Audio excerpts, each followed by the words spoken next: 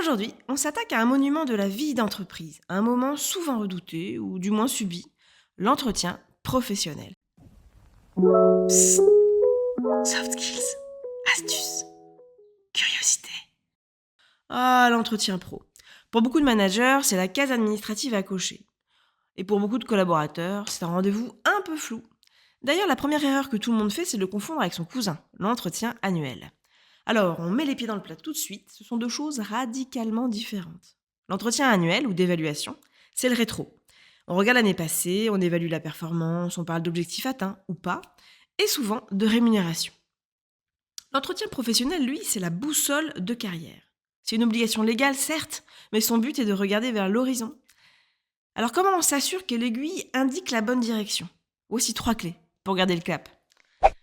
La première clé, ce n'est pas une évaluation, c'est de se dire que c'est une projection. L'objectif de l'entretien pro est simple. Il est centré à 100% sur le collaborateur pour l'aider à fixer son cap. On n'est pas là pour évaluer son travail. C'est le moment de débattre de ses envies, de ses projets et d'identifier les besoins de formation pour l'aider à tenir ce cap. C'est un outil de motivation incroyable, car il permet de détecter des talents et de montrer aux salariés qu'on investit sur lui. La clé numéro 2, c'est de ne pas voir l'entretien comme une corvée, mais plutôt comme une opportunité. Ok, c'est obligatoire. Mais comment on fait pour que ce ne soit pas juste une case à cocher? Eh bien déjà, on se prépare.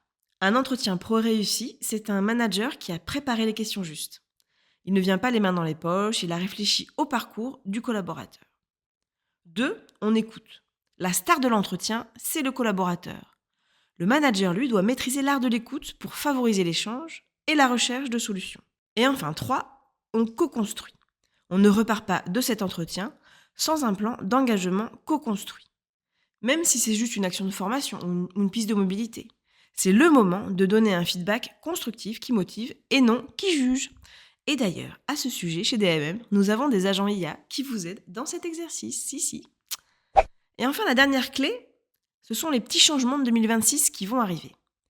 Alors attention, si vous trouviez ça déjà intéressant, tout va changer à partir du 1er octobre 2026. L'entretien pro, tel qu'on le connaît, va évoluer pour devenir l'entretien de parcours professionnel, ou EPP. Qu'est-ce qui change? Déjà la fréquence. Fini l'entretien tous les 2 ans. Ce sera un entretien 1 an après l'embauche, puis tous les 4 ans. L'état des lieux récap, lui, passe de 6 à 8 ans. Ensuite, il y a le contenu. Le but est de le rendre encore plus stratégique. Et surtout, un nouveau focus. Et oui, la loi met l'accent sur les transitions et les seniors. Des entretiens spécifiques vont apparaître.